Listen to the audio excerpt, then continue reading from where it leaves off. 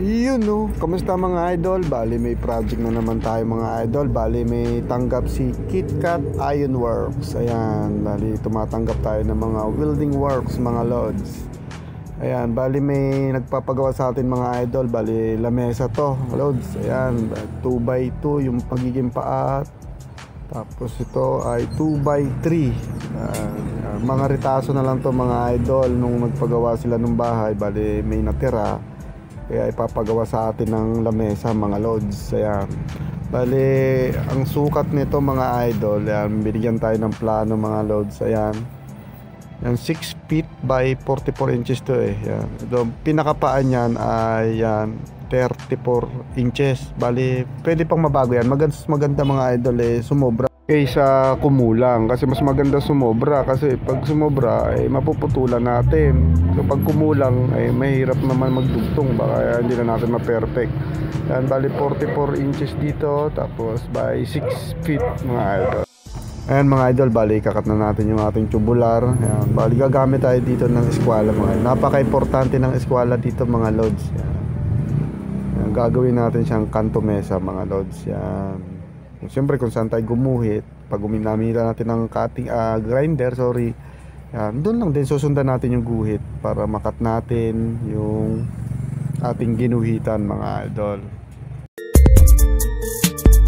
Ayan mga idol, bali pa ulit-ulit na lang yung gagawin natin. Kung anong ginawa natin nung una kanina na ginuhitan natin tubular gamit ang eskwala, bali ganun din dito. Tapos puputo. Ito pala mga idol ay para lang to sa mga baguhan, sa mga gustong kumuha ng idea, na gustong mag DIY. Hindi na po to para sa mga veterano. Bali hanap na lang po kayo ng video na angkop sa inyong kaalaman mga lods. Bali balik tayo dito mga idol. Bali naikat na natin yung ating mga tubular. Ayan.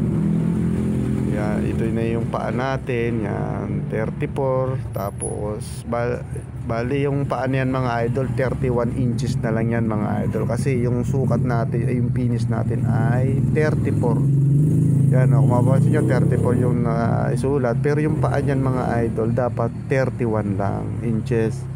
Ayan, bawa nito, susukatin natin. Ayan, 31 inches lang yan mga idol. Ayan kung mapapansin nyo. Kasi nga yung 2x3, ayan kung mapapansin nyo, 34 dito. Ayan, kasi nga yung sukat ng tubular na ipapatong ay 2x3. Ayan, 3.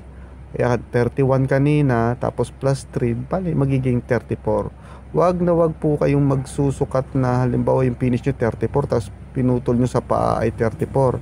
Magiging 37 ho yun. Bali ang paa na lang napuputulin nyo ay 31, kasi ang finish niya ay 34 po. Ayun. Ayan mga idol, bali assemble na natin yung pinaka frame niya sa taas. At bali dito magtataking lang muna tayo dito sa bandang gitna niya mga idol. Ayan, para pag ginamitan natin siya ng eskwala, madali natin siyang ibuka o i-adjust kasi sinasabi ko sa inyo, napakahalaga ng eskwala pag ganito yung ginagawa natin mga idol. Ayan, gamitan natin yung eskwala, kung tingnan natin kung eskwalado ba ang mga lods. Yan. Mga idol, inulit ko, bali taking lang muna para pag nagkamaliman tayo, madali lang natin siyang ikat gamit yung ating grinder. Yan, kung ba mag-a-adjust tayo, madali lang natin siyang ikat. Saka na natin yan ni pull wheel kung talagang yung sukat niya eskwalado na talaga.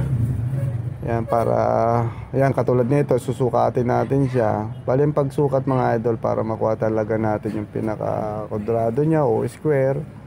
Yan, mapapansin nyo, yan, puro tacking lang yan mga lods. Bali susukat tayo ng pag ganito. Yan, para magiging paeke siya. Yan, tapos doon naman, tapos pag ganun.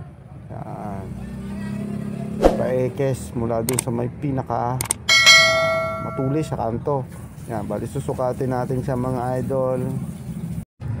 Ang sukat dito mga idol ay nasa 214.7 mga lods. Yan, bali dito naman sa may kabila ay 214.3. Ayan, 0.3 mga lods. Bali pag ganyan na-adjust tayo dun sa 200.7 14.7. Pupukpok po tayo doon ng martilyo ng bahagya lang, pitik-pitikin nyo lang hanggang sa makuha nyo yung pantay na sukat mga lods. Yan. Bali dito mga idol, huwag tayong magbababad ng welding. Bali parang ispat-ispat lang siya. Yan. Bali parang ganito, halimbawa 1,000 angat yung rod, 1,000 angat, parang nagbabanggit kayo ng 1,000 kasi segundo lang eh.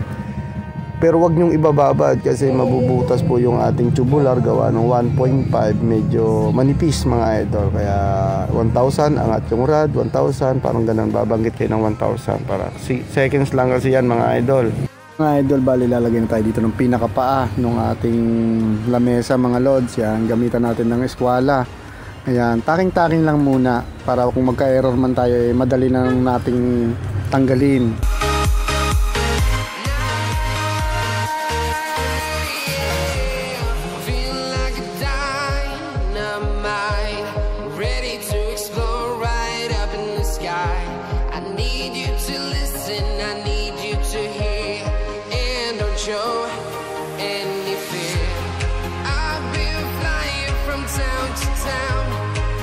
Ayan mga idol, bali na ikabit na natin yung apat na paa niya mga lods at lalagay pa tayo dyan ng tubular. Yan, pag ganyan, bali tatlo yan eh. Yan, so dito, tsaka dun.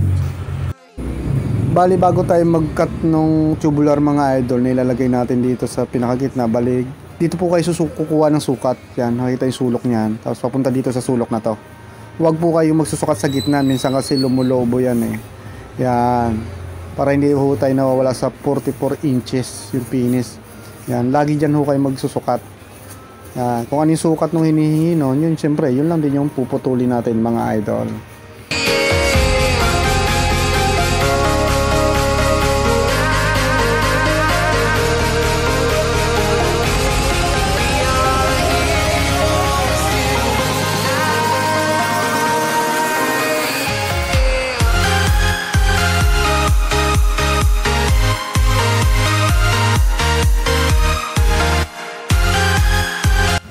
Ayan mga idol, bali tatayo na natin yung ating pinaka table frame ng ating ginagawa mga idol. Ayan, para yung taas naman yung ating ma-welding.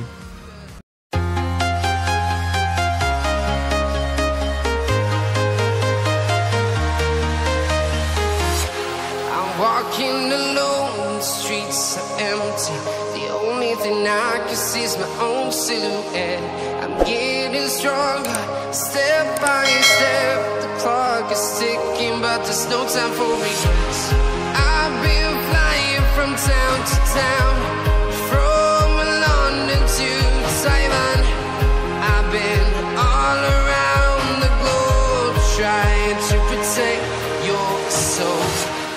We are heroes tonight, we will fly. Ayan mga idol, bali na primer na natin to. Hindi ko na napakita sa inyo gawa nung hapon na kasi napalubat na rin yung cellphone natin. Bali madali lang naman mag primer mga idol. Bali yan, may ginawa pa tayong isa, yung pinaka shield, at nagpadagdag yung ating client. Yan. Bali ito mga idol, nagbawas na rin ako sa paa. Yan. Pinantay lang din namin yung mesa dun sa bahay nila.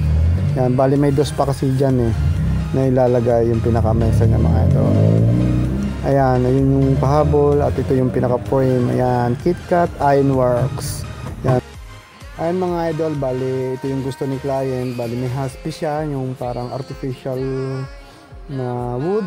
Ayan, bali ang ginawa natin dito ay paluchina mga idol. Nag-base tayo ng puti, tapos naghalo tayo ng burnt umber at rosina. Ayan mga idol. Bali mga idol, hanggang dito na lang at maraming salamat. Ingat po tayo palagi. I've been all around the globe trying to protect